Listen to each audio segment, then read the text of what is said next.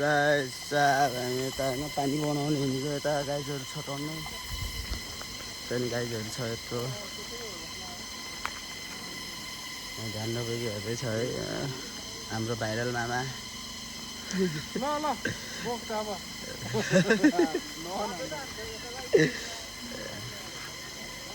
छिटाहरू चाल नसकेर छोडेर हिँड्ने काकाले कहाँ हाल्ला हाल्न सन्देश अहिले हालिदिन्छु म ल ल ल बलियो केटाहरू भएर यार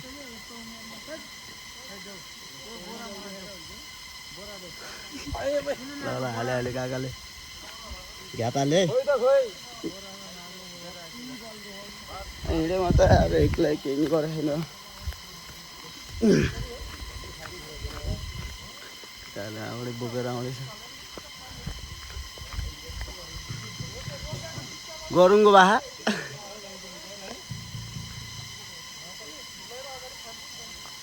काको स्टाइल यस्तो तरिकाले झर्नुपर्छ अनि कहाँ मैले भ्याउने स्टाइल यस्तो गाह्रो तरिका बाटो अझै यहाँ तल गएर देखिन्छ हेर्दै डा लाग्यो होइन अहिले मोडिफाई गरेँ हामी यस्तो गाह्रो झरे बाटो यस्तो छ यार जेस भयो 200 केजीको 200 केजीकै दुईजनाले यस्तो बाटोमा है हेर त ल मान्छे झर्दैछ अगाडि त्यो पछाडिको चाहिँ एकदम खतरा केटा हो यहाँको चाहिँ डनै हो होइन यहाँबाट आएको चाहिँ आमपाटी होइन उहाँ देखि आइरहेको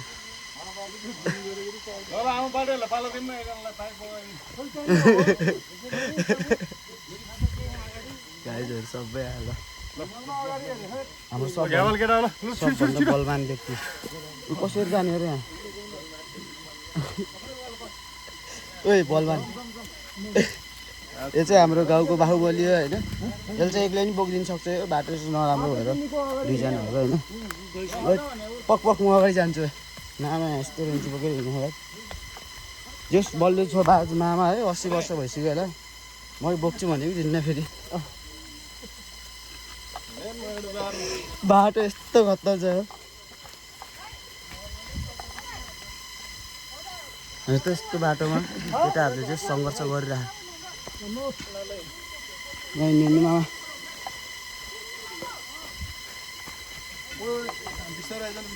बाटो त्यस्तो छ अनि धान रोप्न लगाइरहेको पुरै है धान रोपिरहेको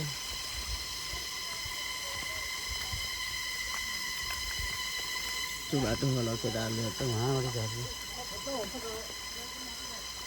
बलमा खुट्टाको पाइला चाहिँ खतर चाल्यो अर्को बलवान आयो त्यहाँबाटै आउँदैछ फेरि अर्को बलवानहरू बलवान चाहिँ आएको साल बाउले चौते रहेछ हटाउनु पर्यो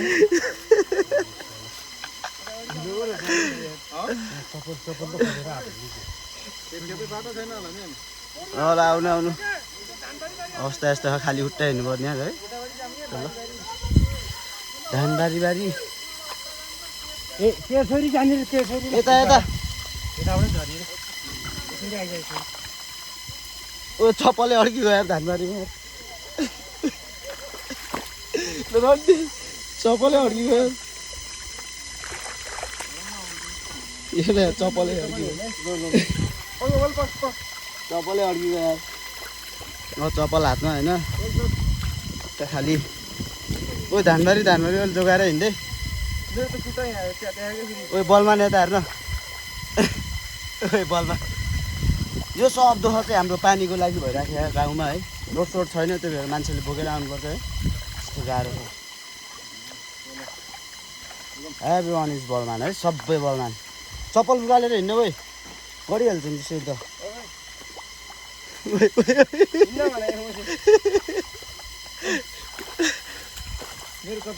कति किलोको यो 200 किलोको होइन 200 किलोको पाइप बोकेर हिँडेको केटाहरूले यस्तो बाटोमा धानबारी भाइरल हुनु पऱ्यो यो भिडियो चाहिँ पानीको लागि यस्तो दुःख भइरहेको यहाँ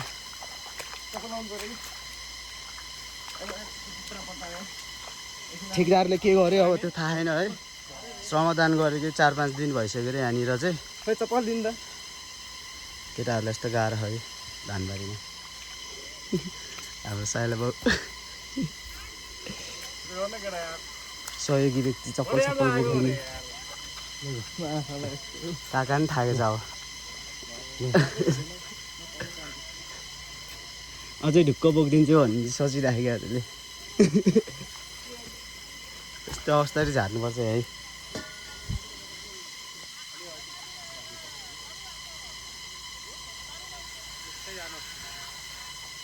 तल आइज एकजना यस्तो लामो गराएको छ।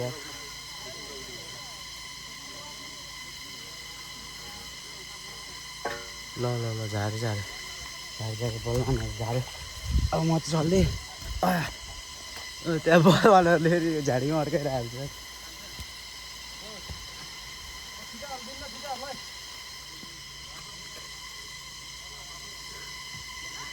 यस्तो छ अवस्था यार। मात्र धेरै मान्छे आएको छ है पानीको लागि। पाली पाइपुग्यो कि आलु जस्तो मान्छेहरू यार। बाटो चिन्ने मान्छे एकजना अगाडि गयो भने पनि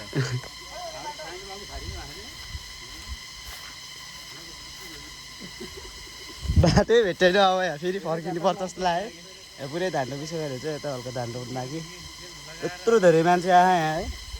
बोक्ने 4 जना छ क्या जम्मा। फेरि योहरू चाहिँ बलवानहरू के मेन क्यारेक्टरहरू गाउँको। ऊ त झन् बवाल हो कि ऊ मान्छे नि होइन। भर्खरै सिङ्गापुरी लाउरे हो नि त। 1 महिनाको छुट्टी आएको यो चाहिँ।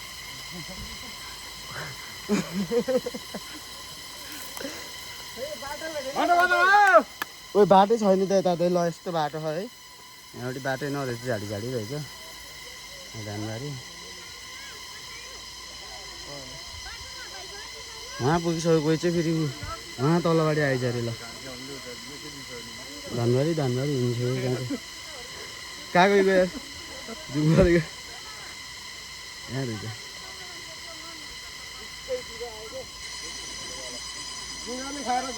यत्रो धेरै मान्छे छ यार।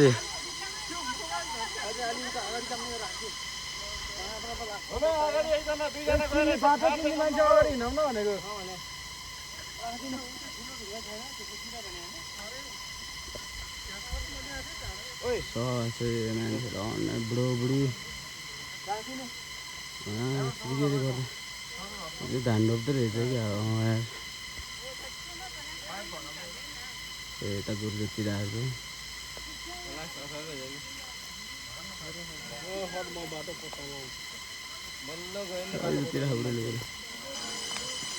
त्यो छ अवस्था सुन्छ।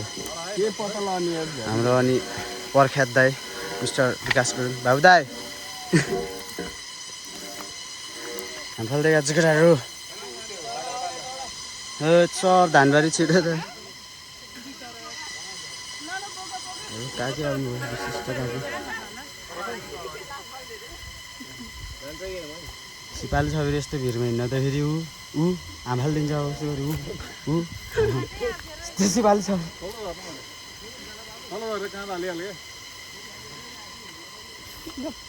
जाने यस्तो छ बाटो कसरी झर्ने। अरे हजुर म आएको भयो 2 दिन। यत्रो धेरै मान्छे ल सुरु रे धानबारी सपाउनु भएको त। अब के गर्नु आएको त नि केही नभइकन यत्तिकै खाँक्कामा भारी बन्न आइरहेको। ल भारी बन्न आइरहेको यत्तिकै यस दुःख गरिरहेको बत्तै छ त्यो त।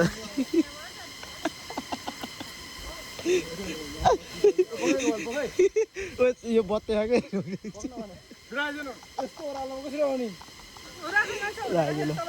राख्न म समात्दिउँ झरिसकेको तर बलिसक्यो मान्छे त।